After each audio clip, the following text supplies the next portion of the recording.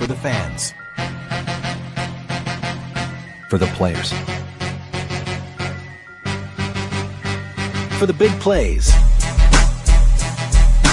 Firebirds Weekly. This week's guest is Kevin Toote. This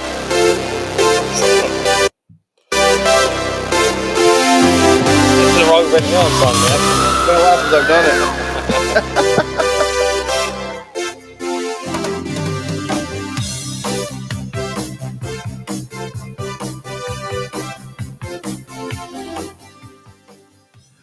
Welcome back.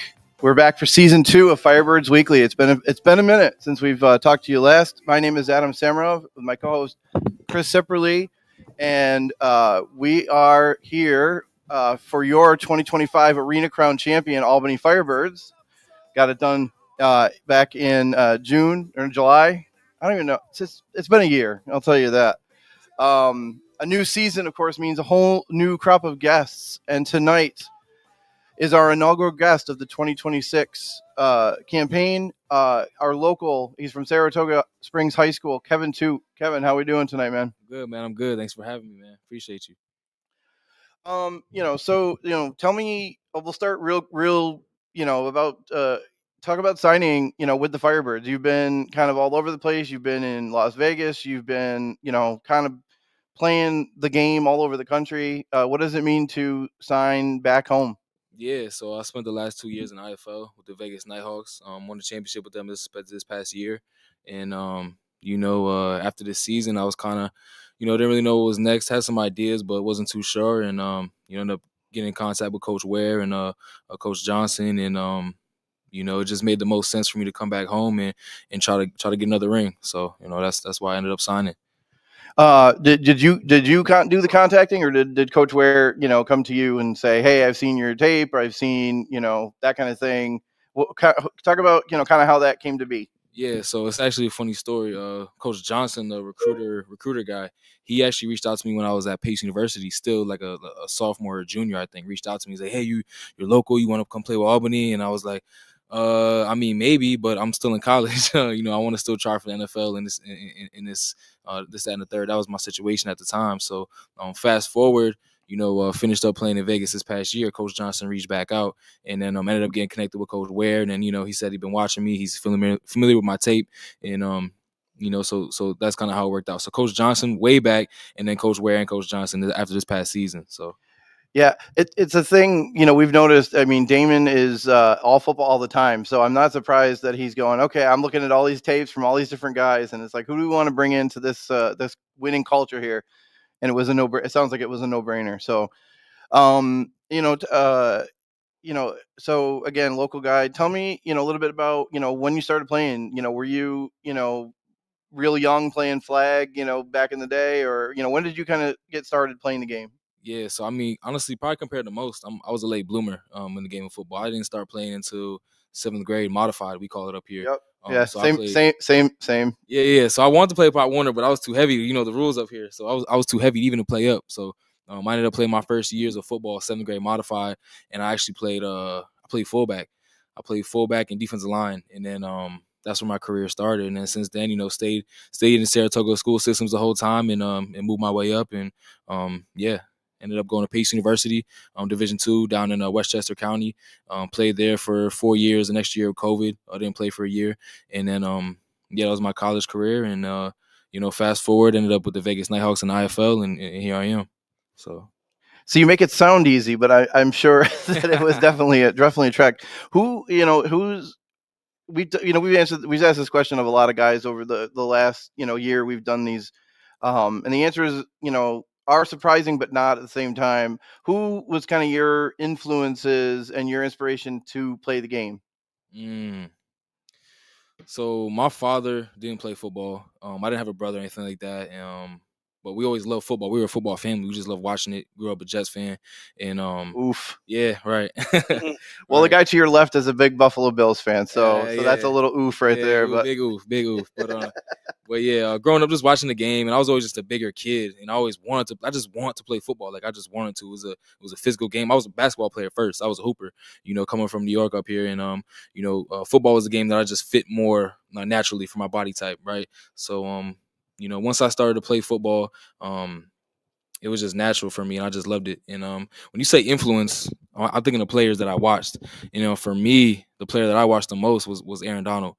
Coming up, playing defensive line and offensive line growing up, he was like my biggest influence, I would say. So, the Jets, my dad, just being a football family, and then Aaron Donald for sure. Who was somebody that influenced you in your own career? A coach, someone that inspired you to go as far as you could in the game. Yeah, so I was actually lucky both at Saratoga Springs High School and at Pace University to have older guys that made it easy to follow. Because everyone knows to be a leader, you have to be a follower first. And in my young years at Saratoga and Pace University, I had some good guys to follow. Corey MacArthur, Griffin Potter, Zach Regals in high school, and then moving on to the college level, Matt Snow, Larry Omalayo, Anthony Tardono, just a bunch of guys that made it easy for me to kind of give me the blueprint for me to just, okay, this is what you have to do to be successful at this level. So shouts out to those guys. But yeah, just the older guys, throughout my career. And actually, let me mention Coach Brown too, my O-line coach for the past 2 years at Vegas. And some of you fans on the live might know he played it for the Firebirds back in the day and won a championship. So he's real familiar with the area. He's familiar. He actually, he obviously knows I'm coming here. He's super happy for me, super pumped. So shout out to Coach Brown, man. He spoke nothing but light into me since the day I got to Vegas and instilled a lot of confidence in me and gave me a lot of tools for my tool bag to help me out. So yeah. Well, I want to talk a little bit, kind of go through a little bit of your, stuff we found, doing the research, fourth team All-State, which, big state like New York, that's a heck of an accomplishment. Fourth team? So I thought it was second team. Second team? Second team. Okay. We were looking at it off some of the college websites. Maybe they screwed it up. Okay. We're going to blame the college. It's all good. It's our fault. But either way, one of the top players in Section 2, but also, in New York State in general. Talk about going from there to, Pace University. Obviously a good school. You got to, obviously you have to have good grades to keep going, and obviously football's a part of that. Just talk about your process of recruiting. Who were you recruited by, talk about making that decision to go the Division II route to go to Pace University. Yeah, so coming out, obviously everyone wants to go Division I, and that was my goal. And like I said, I was a defensive lineman back then, at least so I thought. Right. So, going to all these camps, playing D-line, doing one-on-one drills, trying to get the offer from Albany, trying to get the offer from, all the smaller D1s and stuff like that. I was always in contact with all of them, but, no one really ended up pulling the trigger. Right. And, I made my film my senior year, and it was strictly defensive line tapes. And the last few plays were offensive line. And sure enough, my only offer that I ended up getting, my first offer was Assumption College, Division II in the same conference, ND10, right, to play D-line. And then Pace University, they offer me as an O-lineman. They're like, you're an O-lineman, bro. We're going to be honest with you. You're an O-lineman, bro. And I'm like, I don't know. I did not want to go there. I'm going to be so honest. They know this story too. Like, I did not want to go there at all. But my father ended up going on a visit with me, and he was like, the academics are unmatched, and it's just going to set you up better outside of football. So, and they give you more scholarship money as well. So there you go. Yeah, it was a no-brainer for him. And looking back, it should have been a no-brainer for me, but I still wanted to go somewhere else just to play D-line. But yeah, ended up going to Pace. First year they had me at right tackle during training camp. I was fighting for a spot as a true freshman. I didn't really know anything. I didn't have much technique. I was just out there kind of being an athlete, and then ended up falling into a starting role at right guard, and ended up playing the majority of the year until I got injured that year. Ended up tearing the plantar plate in my foot, so I had to get surgery. My first season-ending surgery ever. So that was a lot to go through. But yeah, going to Pace was fun, man. It was fun staying home in New York. It was fun being not too far from the fam. I enjoyed it. I enjoyed it for sure, and I learned a lot of stuff that I know now. So where's Pace located? It's in Pleasantville. So if you know like White Plains, yep. It's probably like 10, 15 minutes from White Plains. So yeah. And that's kind of like the best situation, for you get to you're close to home where you can get to home and be with the family, but you're also far enough away where it's like, hey, I can do my college thing and be like that kind of do my thing as a college guy. Yeah. So that's got to be like the best situation, I think. Yeah. I loved it, man. I loved it. So you talked about having just defensive line tapes, but then you go to Pace and they change you to offensive line, and obviously you make your hay being an offensive lineman and being eventually a leader of that offensive line. Talk about the switch. I think some fans look at it like, oh, well, he's a defensive lineman, he can switch to offensive line. That's not a big deal. It's not that big a difference. There's a big difference. Big difference. Yeah, and I was pretty upset about the switch too, because like I didn't really. I said like I knew I was gonna get switched, but I kind of didn't accept that I was gonna get switched until I got there, and they're like, "Oh, you're in the offensive line room. We have separate meeting rooms for the O line and D line." The college game, I didn't know anything about it, you know. So getting there and seeing like, oh damn, like this is my life now. I'm an O lineman. No more sacks, no more getting your name called, stuff like that. Yep. And so it was a harsh reality at first, but then I quickly, shifted into this is what I got to do to get to the next level, or to help my team, or to just be successful. You know what I mean? So going there, I had a great coach there too. My first year, Coach Castro. He's a New York guy too, Cortland guy. He coached me up real well. Gave me a lot of tools from my tool bag. Taught me how to actually take a pass set, because everyone knows in high school you don't really learn how to take a pass set. So yeah, learning just the techniques of offensive linemen, the intricacies, and just the mental side of the game, where you're not just being an athlete. You have to be smart about how you move your body, control your body, use your hands, use your feet, and things like that. So I just want to point out that we have almost 50 viewers tonight, which doesn't seem like a lot, but for the off season, we're in the middle of October. We don't start all the way till March. We're doing good. We're here at the Clock Tower, our home away from home when it comes to Firebirds Weekly. So we want to thank the Clock Tower and the people here for letting us set up and do our stuff. So just wanted to make sure we talked about that as well, because it gives us a great spot to do these interviews. So you would say that through the adversity, that was a blessing. Being able to have that opportunity gives you a new chance to do more things and hopefully progress your career in the end. Correct? Yeah, most definitely. I mean, the adversity honestly is what got me here and what's made me who I am. I think we can all attest to that as adults. It's like the hard stuff and the trials and tribulations is what makes you stronger, because you don't gain anything by winning or doing good or just having it be easy. You learn and get better from the hard. So the injuries, the switches, the times where I've gotten beat or whatever, it's only made me a better player and a better man. So what was the rehab like for that kind of surgery? That rehab, it was a lot of first of all, it was a lot of time just off of it. It was a lot of time just in the cast on a damn scooter. So I'm scootering around campus for like a month, man. And then we go home for winter break. Thank God, because I was tired of rolling around that campus like, hey, yo, there go Kev on a scooter. I'm 300 plus on a scooter rolling around Pleasantville campus. So it was definitely humbling, to say the least. But after that, you're in the boot and you're doing the marble drills and you're doing single leg drills and a lot of balance drills. And then once I was finally able to start moving, shout out to my trainer Allison. She was great over there. You start hitting the agility ladder and then start sprinting. And once I ran for the first time and realized that, oh, I'm still fast. Yep. That was it. That was all I needed. Yeah, right. That was all I needed. Making sure that you got past that mental hurdle. Yeah. The mental was huge too, man.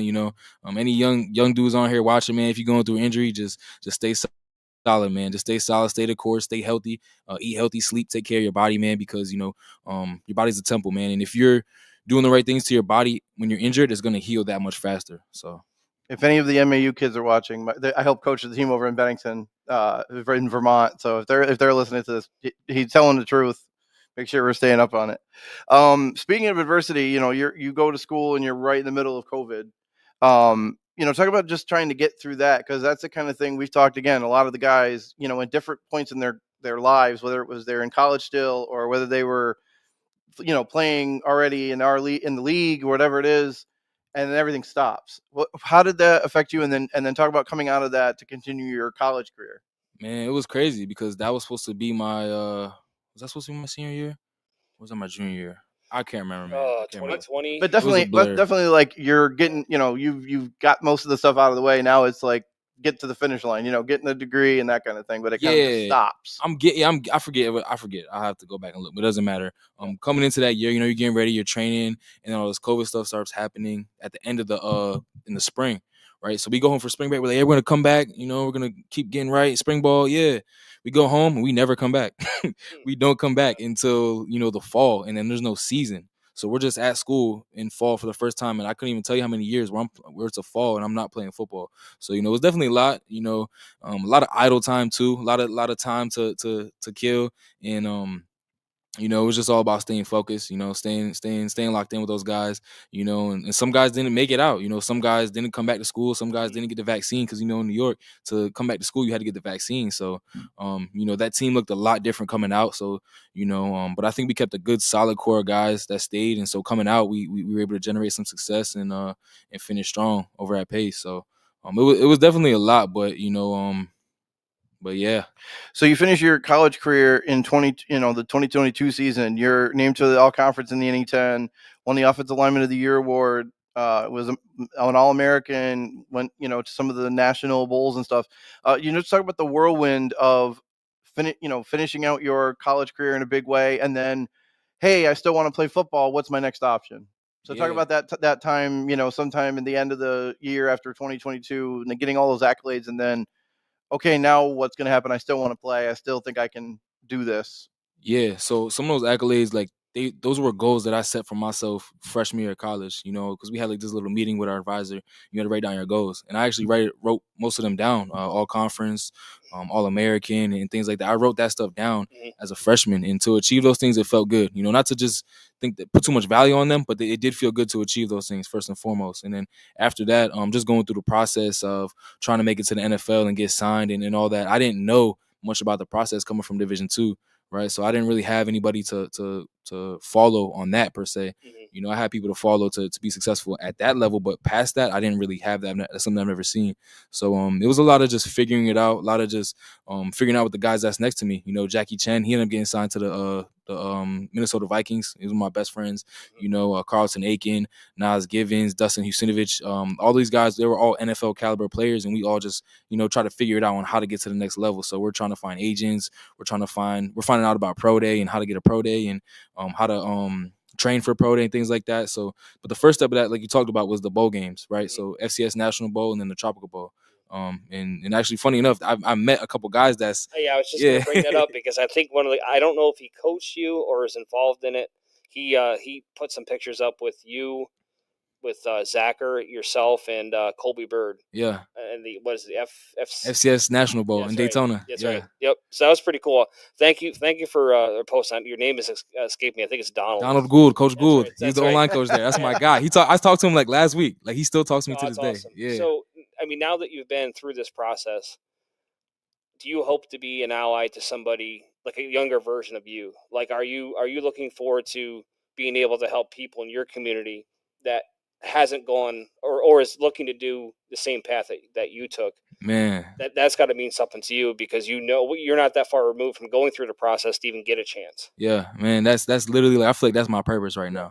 Honestly, coming off of this season and being where I'm at now in my career with football, I feel like that's my purpose. It's just sharing the knowledge that I've gained through the game and through the business side of the game, and just about being a good person too, is sharing that to the younger generation, So whether that be through personal training, people I personal train over at Max Level Fitness in Saratoga, mentoring young kids. I just got finished mentoring a kid before I came here, just sharing that wealth of knowledge so that, kids don't have to go through it the hard way or go through it blind, the way I did. So yeah, most definitely, man. I think that's everything. One thing I like to talk about too, again, because I know some of the kids like to watch it. Talk about the academic side. You got obviously you get your degree. What did you go to school for, and what did you get? What kind of degree did you get at Pace? Yeah, so I got my degree in global marketing management.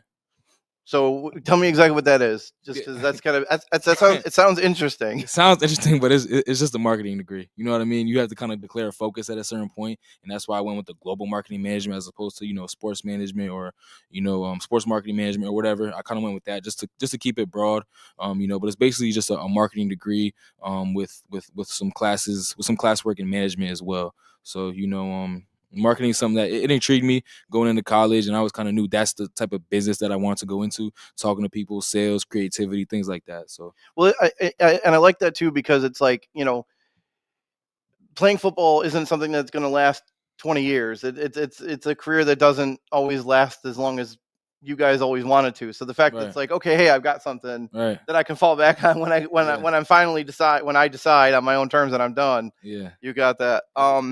So, you finish at Pace, you go into the draft, you don't get drafted, but you go to one of the XFL combines.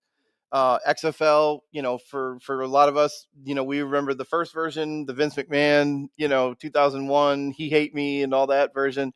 Talk about this version. This was done by, the Dwayne Rock Johnson and his wife, Danny Garcia. Talk about that combine and then getting the opportunity, which ended up not happening, with the Vegas Vipers.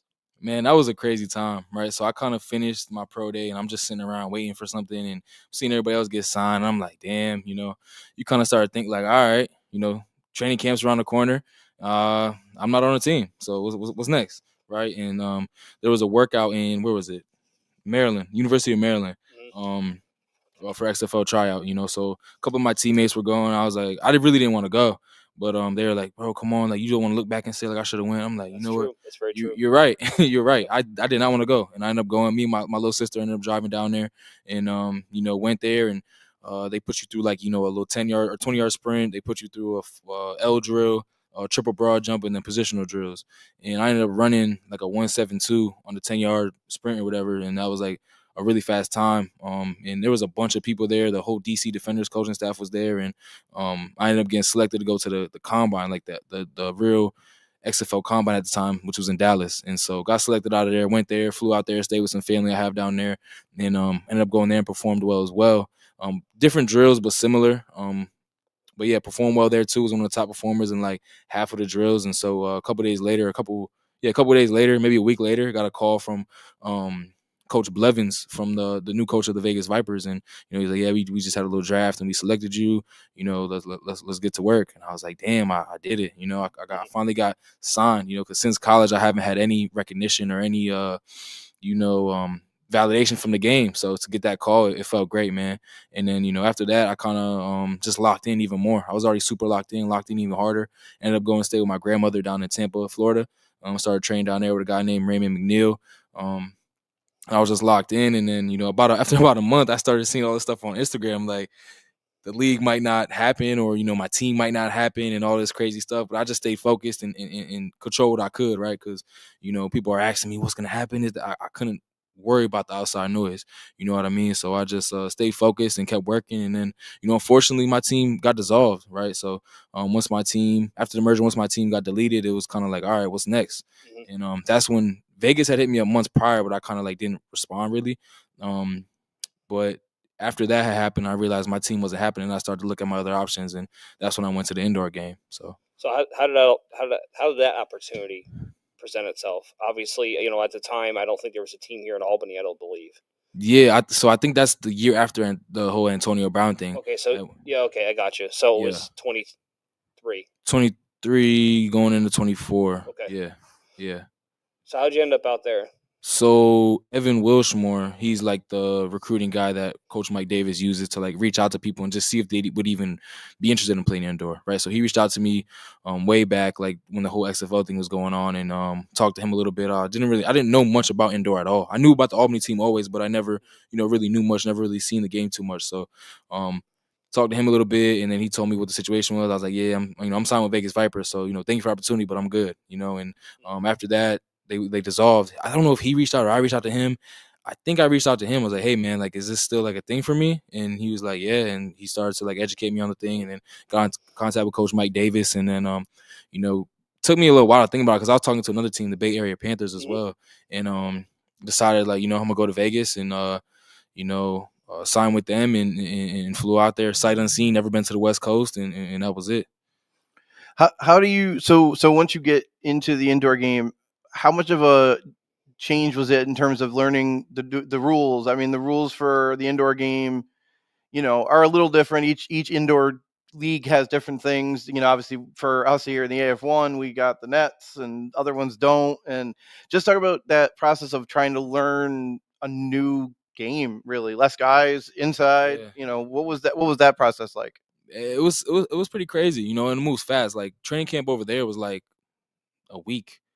Not even damn near. Like Yeah, I think training. Albany ended up, by default, ended up being 3 weeks because they ended up having a week 1 bye. And in travel baseball, they call that a show and go. Yeah, Yo, like You just show up and do it. we got there Yeah. like on like a Sunday, started practicing on like Tuesday, and cuts were like Friday. oh Like wow. it was quick. Like we moved quick over there. What was the roster size? It's still in like mid-20s. Yeah, it was small. It was small. Yeah, like mid-high 20s, I believe, if Yep. I'm not mistaken.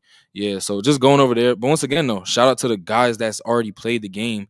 That are there helping me. Mhm. Corey Woodruff, who's now in the CFL with the BC Lions, and Moses Mallory, who's still there, re-signed with Vegas again.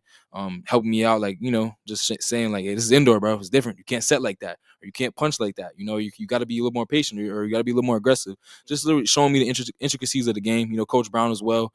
Just help me out. And then obviously experience is the best teacher, That's right. Being from D2, I haven't been against nobody from, the SEC or from, these bigger schools. And Yep. so once you get cooked a couple times, that's when you learn.